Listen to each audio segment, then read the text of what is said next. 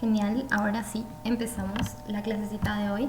La clase de hoy es la última, ¿verdad? La que trata de PP en línea de influencia. Ya habíamos visto PP en hiperestáticas nada más. Ahora es PP de hiperestáticas, pero aplicado específicamente a lo que es línea de influencia, ¿verdad? Hoy vamos a ver este segundo final de Estructuras 2, ¿verdad? Del 2020. Es un final bastante completo, por eso siempre elijo mostrarles este final, porque es así, tienen bastantes cositas. Porque en el ítem A nos pide calcular y dibujar la línea de influencia del tensor 5 a partir de la línea de influencia del tensor 4, ¿verdad? Y menciona nada más que el tren de carga se desplaza sobre las vías 1, 2 y 3 del tablero, ¿verdad? Habíamos hablado largo y tendido la semana anterior de qué era tablero, de por qué significaba tablero. Básicamente es la parte horizontal de nuestra estructura por donde se trasladan los autos, si hacemos una analogía con puentes, o donde se traslada nuestra carga móvil unitaria, ¿verdad? Para hallar nuestra línea de influencia. Lo importante de este examen es que no nos pedía la línea de influencia del tensor 5 tal como eso, ¿verdad? Sino que nos pedía hallar la línea de influencia del 5, pero a partir del 4. ¿Qué significa eso? Que nosotros no es que vamos a romper sí o sí acá, porque se acuerdan en la clase pasada habíamos hablado de que una de las premisas para la línea de influencia que nos daba una guía para la isostática equivalente era que probablemente, o no probablemente, donde me pide, sí o sí yo necesito romper la estructura porque forma parte del método de resolución que tenemos nosotros de línea de influencia, ¿verdad? Romper el vínculo capaz de transmitir el efecto. Pero si tuvieron tiempo de ver el video introductorio, ¿verdad? Muchas líneas de influencia nosotros podemos relacionar entre sí. Puede ser una línea de influencia cortante, en este caso dos líneas de influencia axiales, ¿verdad? Simplemente necesitamos tener un sistema estáticamente determinable, ¿verdad? No hace falta ni que sea isostático propiamente, ¿verdad? Sino que yo con las ecuaciones disponibles pueda hallar la línea o la relación entre líneas de influencia. Porque fíjense ustedes una cosita, ¿verdad? Estos tensores, ustedes saben que siempre van a estar relacionados por este nodo que está acá, nodo sin nombre muy elevado, ¿verdad? Eso significa que cuando este tensor tenga una fuerza qué sé yo, de 5, esta va a tener una relación con ese 5 y esta también va a tener una relación con ese 5, ¿verdad? Entonces, si nosotros hacemos esa analogía con lo que es línea de influencia, ¿qué era nuestra línea de influencia? Era la forma en la que variaba un efecto en un lugar o un punto determinado cuando una carga móvil transitaba. ¿Qué significa eso? Cuando nosotros hallamos nuestra línea de influencia tenemos el panorama completo del esfuerzo en un lugar, que en este caso nos pide el tensor 5, cuando la fuerza transita. Es decir, cuando la fuerza está acá, ¿cuánto es este? Cuando la fuerza está acá, ¿cuánto es este? ¿Verdad? Y así sucesivamente, taca, taca, taca, ¿verdad?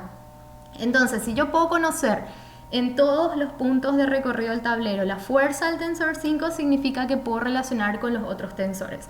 O lo mismo, que es lo que nos pide, si yo puedo conocer en todos los puntos la fuerza que tiene el tensor 4 o el esfuerzo normal que tiene el tensor 4, de acuerdo a la posición de la carga móvil, también voy a poder conocer el del 5, también el del 6, ¿sí? Pero ahora me pide el del 5 propiamente, que vamos a ver más adelante cómo hacer, o sea, más adelante en unos minutos, ¿verdad? Y el ítem B nos pide determinar la máxima carga puntual que podrá transmitir sobre el tablero de tal manera, que podrá transitar, sobre el tablero, de tal manera que el esfuerzo axial del tensor 5, ¿verdad? Del que hallamos la línea de influencia con ayuda del tensor 4, no supere la tensión admisible a compresión de valor igual a tal cosa, ¿verdad? Ok, perfecto. Entonces, manos a la obra, ¿verdad? Ustedes saben que como este es un taller del 2020, enero del 2020, ¿verdad? El segundo final de lo que fue el ciclo de 2019, estaban los diagramas acá, ¿verdad? Ustedes saben que esto no rige para este año, para lo que es el caso de ustedes, pero para la hora de estudiar les sirve para corroborar, ¿verdad? Este sí es un ejercicio que yo le puedo ver para examen, porque si bien tiene un par de barras, ¿verdad? Tiene bastantes barras, no es muy complicada la estructura, ¿verdad? Entonces, podría ser, vieron que en hiperestáticas teníamos el problema de que yo les traía como ejercicios de estructuras así gigantescas, ¿verdad?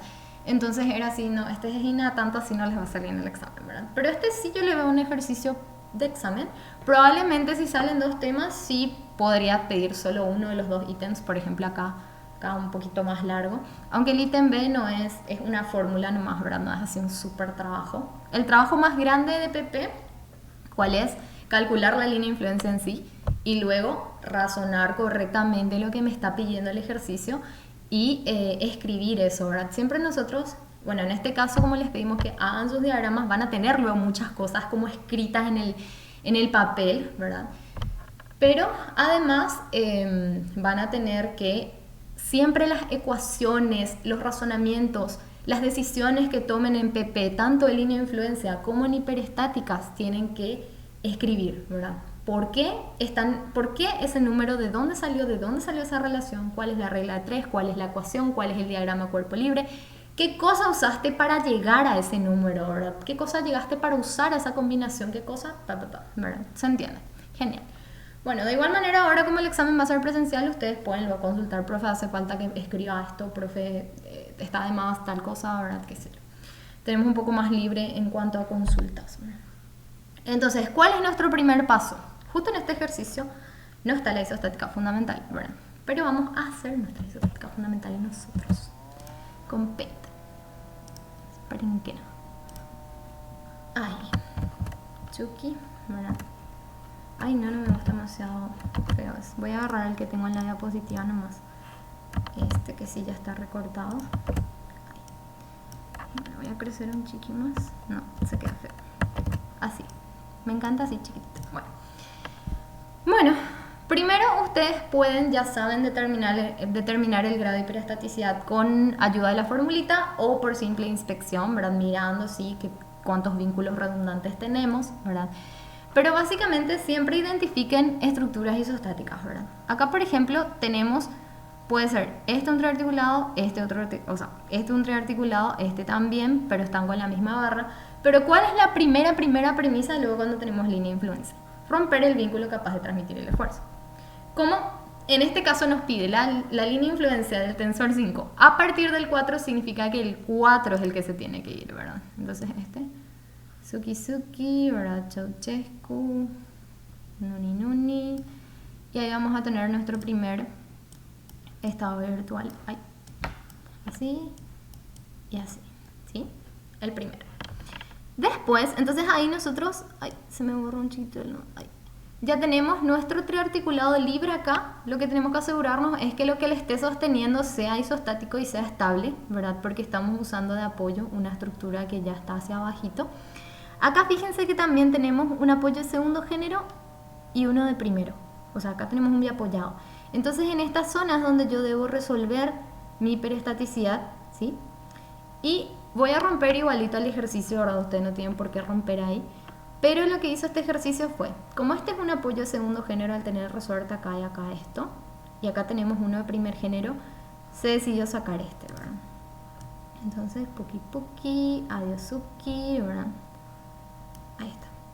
Entonces ahí nuevamente tenemos dos estados virtuales más. Uy. ¿Sí? Este era el 1, este era el 2 y este era el 3. Y ahí tenemos nuestra isostática fundamental.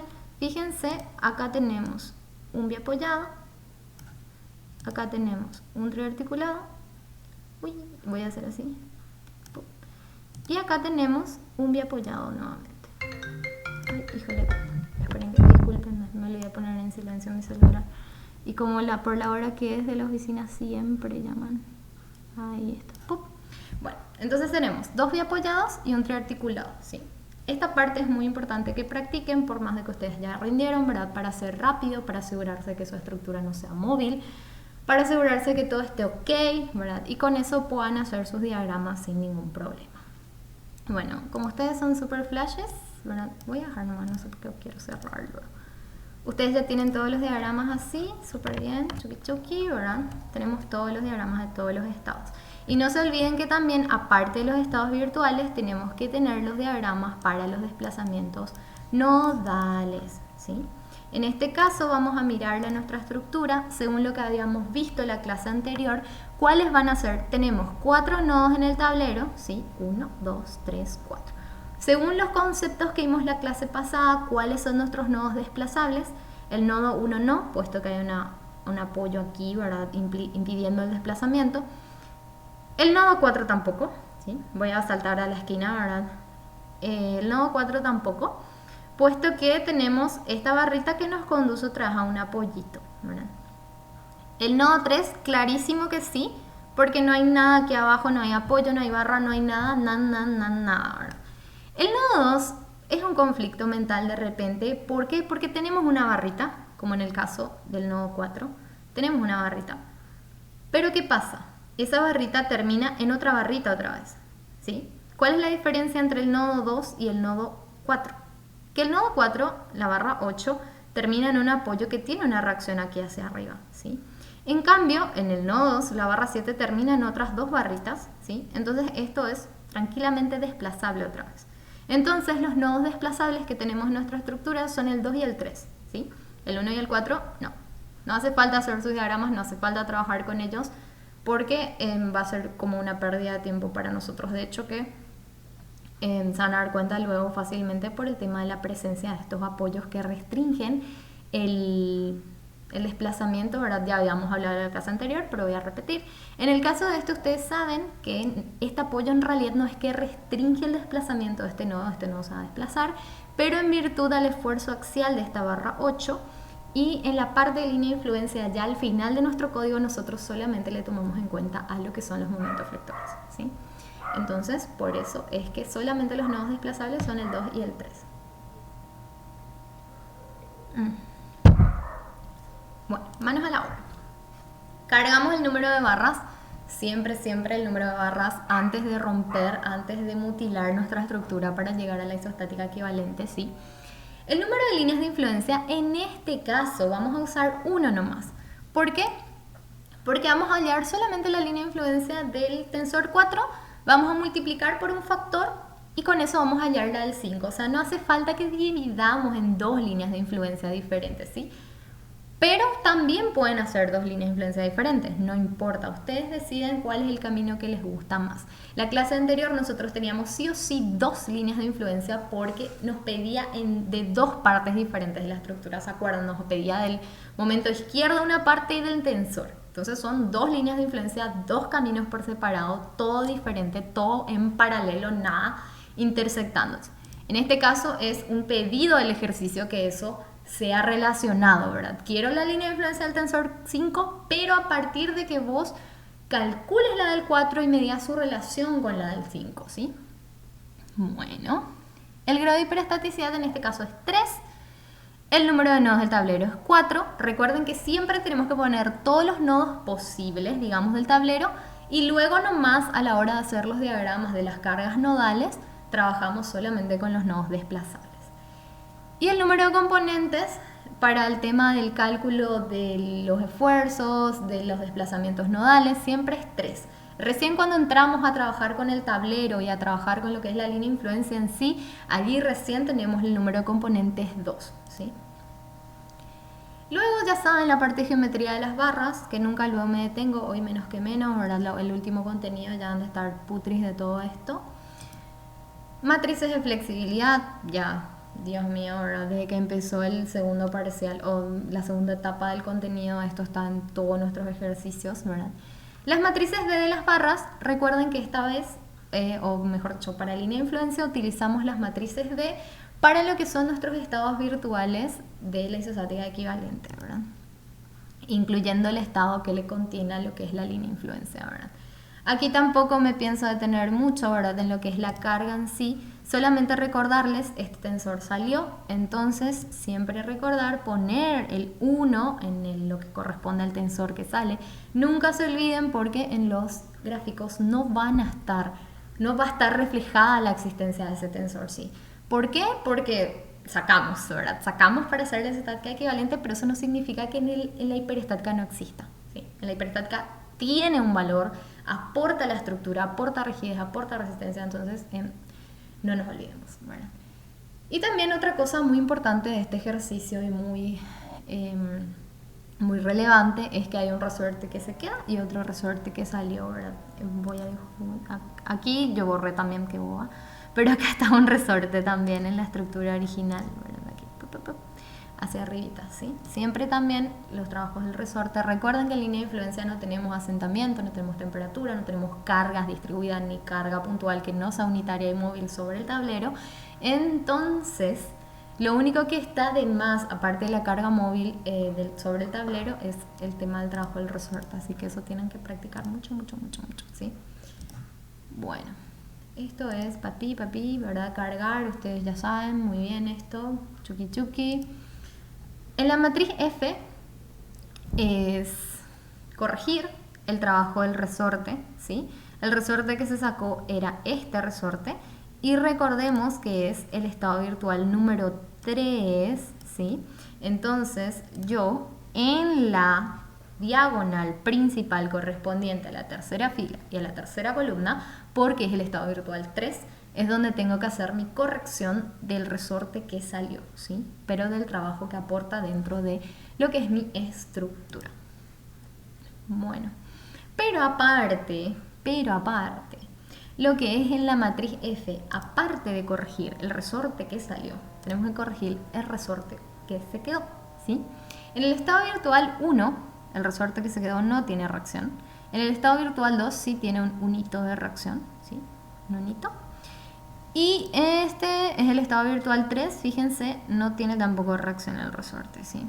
Entonces, eso pueden meter acá y ya saben que es F x0 por x0 dividido acá el resorte, si estamos corrigiendo F que solo trabaja con estados virtuales. Acá el profe Marcel, porque era un gabarito que hizo él en su momento, le puso un 1 positivo, ¿verdad?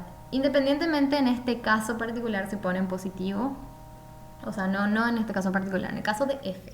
Si esto ponen positivo o negativo, de igual manera pues se va a anular el signo, ¿verdad? Más por más o menos por menos, porque se está multiplicando lo mismo por lo mismo, ¿verdad? Dado que es un solo resorte. Yo siempre, ¿saben? Les recomiendo, no digo que Marce hizo mal para nada, ¿verdad? Él es, ya les había mencionado, de analizar realmente si es necesario cargar con signo contrario o el signo que va a dar el trabajo en realidad de eso que yo estoy teniendo, ¿verdad? Por eso en el asentamiento él lo que hace siempre es analizar si el asentamiento está para abajo y mi reacción también, el trabajo es positivo y carga los dos como positivos. Yo querría cargar los dos como negativos, ¿verdad? Y en este caso también yo cargaría -1, pero al cargar uno positivo no pasa nada casi, o sea, está súper bien. Bueno, estado de carga para calcular la línea de influencia. ¿Recuerdan lo que habíamos hablado en la clase pasada? R es nuestro desplazamiento que está, que consta, ¿verdad?, de NH0 filas por NH columnas, ¿sí? R va a ser de NH filas, NH0 filas, que son 3 estados virtuales, 0, 0, 0, voy a poner primero, y una sola columna porque es una sola línea de influencia la que yo quiero hallar. Ahora bien,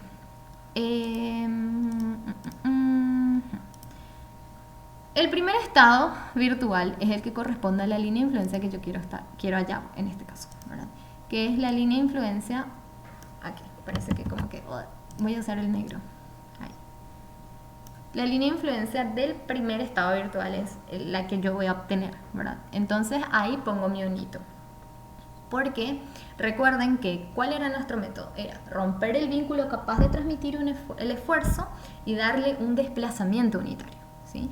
Por más de que nosotros rompimos también estos vínculos, no rompimos en pos de hallar la línea de influencia en sí, sino en pos de tener una isostática equivalente de la cual yo pueda conocer las ecuaciones y las reacciones sin problema para poder hallar lo que son mis tensiones en mi peristática, ¿verdad? Entonces solamente le ponemos al estado que necesitamos la línea de influencia o del cual necesitamos la línea de influencia.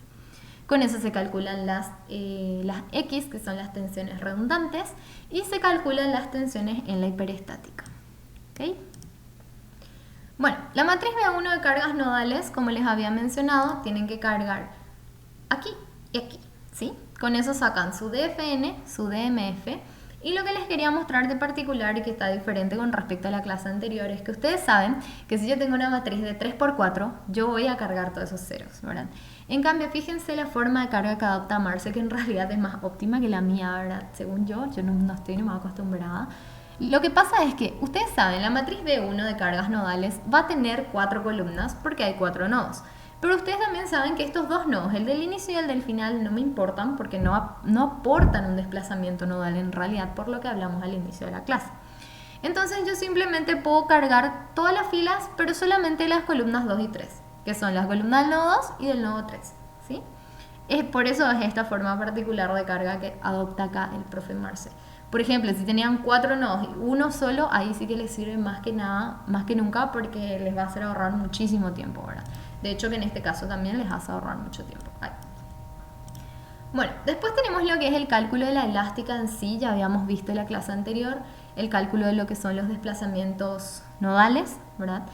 Habíamos hablado largo y entendido también de eso, de que nosotros hasta ahora lo que veníamos haciendo era calcular desplazamientos en nodos o extremos. Por eso sí podemos hallar con muchísima facilidad, ¿verdad? Los desplazamientos, en los extremos de nuestras barras. Estos 4 desplazamientos nosotros ya tenemos 100%, ¿verdad? Pero a partir de ahí, como nosotros sabemos que la línea de influencia es la elástica, ¿sí? La elástica de todo lo que es el tablerito, ¿verdad? De toda la carga que pasa sobre el tablerito, tenemos un montón de puntos de los cuales tenemos que conocer sus deformaciones. Y ya habíamos visto también cuál era la relación entre las cargas nodales o los desplazamientos nodales, mejor dicho, y los desplazamientos intermedios, ¿verdad? Y para llegar a eso tenemos que cargar el número de barras del tablero, que son 3, número de componentes del tablero, 2, ¿verdad? Solamente trabajamos con los momentos. Divisiones pueden ser 100, puede ser 50, puede ser 80, ¿verdad? No recomendamos menos que 50 para mantener el tema de la precisión, ¿verdad? Mientras más divisiones mejor, total la compu es la que piensa por nosotros, ¿verdad? Si hacemos a mano, sí, hacer 100 divisiones, déjalo, ¿verdad? El parámetro auxiliar, ustedes ya le conocen a ese desde el primer parcial. Longitudes de las barras del tablero, inercia de barras del tablero, elasticidad, que justamente les había comentado en la clase pasada, que siempre que sean nuestras primeras barras, podemos tomar nomás los datos de las matrices que ya habíamos definido, de longitud, inercia y módulo de elasticidad de la estructura, para trasladarlo a longitud del tablero, inercia del tablero y módulo de elasticidad del tablero en sí. Bueni. A ver, aquí es donde se hacía esa transferencia de desplazamientos a los extremos del vector R2 que vimos en la clase anterior, la matriz D y la elástica de las secciones intermedias, chuki, todo esto, ¿verdad? Súper bien. Ya habíamos explicado en la clase pasada con el grafiquito, pero que forma parte del esqueleto, ¿verdad? O sea, ni se preocupen que estas ecuaciones horribles no van a tener que cargar ustedes. Genial, llegamos a la parte importante del día de hoy, que es la parte del PP, ¿verdad? La parte del postproceso. Bueno, calcular y dibujar la línea de influencia del tensor 5 a partir de la línea de influencia del tensor 4. Fíjense que todo lo que hallamos nosotros hasta ahora era relacionado al tensor 4. Y ahora recién vamos a hacer la relación entre ellos. Si vieron el video, realmente Marce muestra este mismo ejemplo, ¿verdad? Y nosotros lo que hicimos es bajar a un ejercicio, a un final en realidad luego de hecho, ¿verdad? A cómo se puede presentar este ejercicio en un examen, ¿verdad? Bueno, ¿qué habíamos hablado al inicio de la clase, ¿verdad? Que justamente estos tensores están siempre relacionados por este nodito, ¿verdad? Hay ecuaciones que siempre los relacionan. Y de acuerdo a la fuerza que tiene uno, la relación que tiene con el otro en realidad se mantiene. Y por eso es que las líneas de influencia también nosotros podemos relacionar, ¿sí?, entre sí, que fue lo que hablamos al inicio de la clase. Tenemos la línea de influencia de 4, la línea de influencia de 5, la línea de influencia de 6, ¿verdad? Analogando, ¿verdad? O análogamente a lo que serían los esfuerzos o las fuerzas, ¿verdad?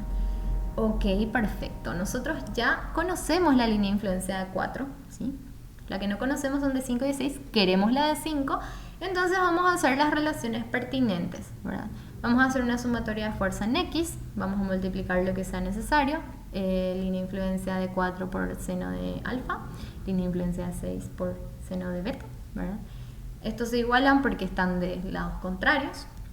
Entonces ya tenemos una relación entre 4 y 6, lo que nos va a permitir con sumatorio de fuerzas en I obtener la línea de influencia 5, ya que la 4 ya conocemos, fue la que estuvimos trabajando arduamente por obtener, y la de 6 ya está relacionada a ella, ¿sí?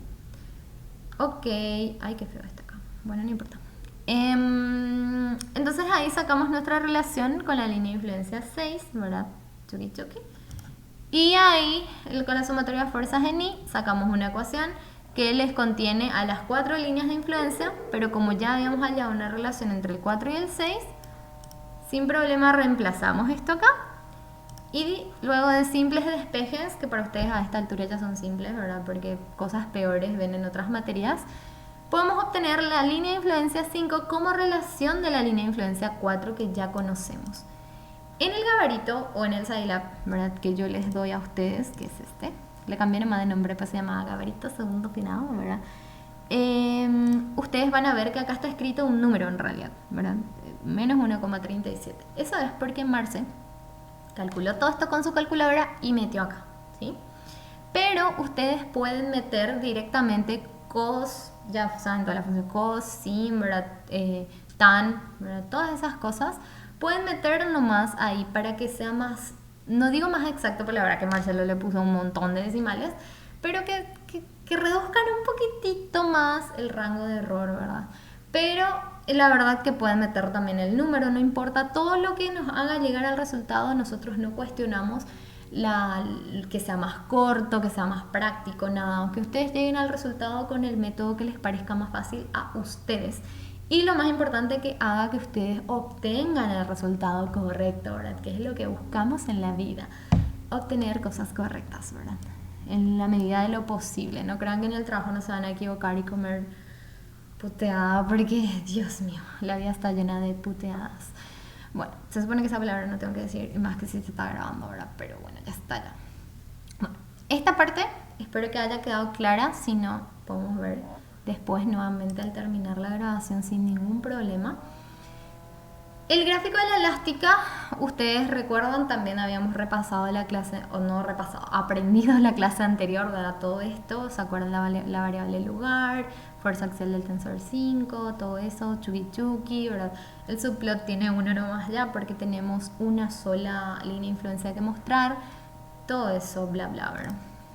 Bueno, esta es la línea de influencia de la fuerza axial del tensor 5. Buenos Aires. Vamos a analizarlo un poquitico a esta línea de influencia antes de hacer lo que sería el ítem B, ¿verdad? Para reforzar nomás nuestros conceptos, porque siempre tenemos que entender el resultado que nos está dando Scilab. Más que nada para que por cualquier situación, cosa de la vida, ¿verdad? Si la línea de influencia está saliendo algo incoherente, yo sepa y pueda ver dónde o buscar mi error antes de que sea demasiado tarde. Demasiado tarde es la hora de entrega del examen, ¿verdad? Bueno, siempre recordar, las líneas de influencia son continuas, ¿verdad? Pupi, pupi. Siempre son continuas, ¿sí? Luego, recordar que cuando es un tensor, ¿verdad? La línea de influencia cumple el mismo criterio que nuestros diagramas, ¿verdad? Hacia arriba para el tensor positivo, hacia abajo negativo, y lo mismo el flector hacia arriba es negativo y hacia abajo positivo, ¿verdad? Siempre al revés de lo que es el tensor y la cortante. Bueno, ¿qué nos está contando esta línea de influencia así como tal? Nos está contando, acá es una curva, ¿verdad? Habíamos hablado en la clase anterior que en las líneas de influencia de hiperestática siempre tenemos curvas. Pero ¿por qué acá hay una línea que claramente es recta? ¿Verdad? Les mencionaba yo la clase pasada, pero comprendo que no es tan fácil entender de lo que se está hablando sin ver un ejemplo, y este es un ejemplo claro. Fíjense que esta es una estructura hiperestática de grado 3, pero independientemente de que esta estructura en su conjunto sea hiperestática, esta parte de la estructura es isostática, ¿verdad? Antes de romper la isostática, antes de armar la isostática equivalente o la isostática fundamental, esta parte ya es isostática. Por eso es que en esa zona, ¡pip!, es recto nuestro diagrama. Porque eso era lo que yo les había mencionado, perdón, no es nuestra línea de influencia. Les había mencionado en la clase anterior. La principal diferencia entre líneas de influencia de hiperestáticas y de isostáticas es la curvatura, ¿verdad? Las líneas de influencia de estructuras isostáticas son rectas, ¿sí? Acá ya tienen ya no son rectas, son curvitas, ¿sí? Bueno, luego, ¿qué más? Bueno, claramente, como podrán darse cuenta, la parte positiva es mucho más pequeña que la negativa, ¿sí? Esto es gigantesco en cuanto a área y en cuanto a profundidad, digamos, la distancia al eje, ¿sí? Y nuevamente ver también ciertos lugares donde tenemos cerrado esto, ¿verdad? Donde es cero el esfuerzo del tensor, analizar por qué, ver qué está pasando, ¿verdad? Ver por qué podría darse eso. Ok, perfecto. Cero obviamente en los apoyos, cero acá porque se transmite a esto y no llega jamás a esto, ¿verdad? O sea, ya es absorbida por toda la otra parte de la estructura. Bueno, recordemos que nos decía el enunciado. La máxima carga puntual que podrá transitar sobre el tablero de tal manera que el esfuerzo axial del tensor 5 no supere su tensión admisible a compresión de valor igual a 1000 kilogramos sobre centímetros cuadrados, ¿verdad?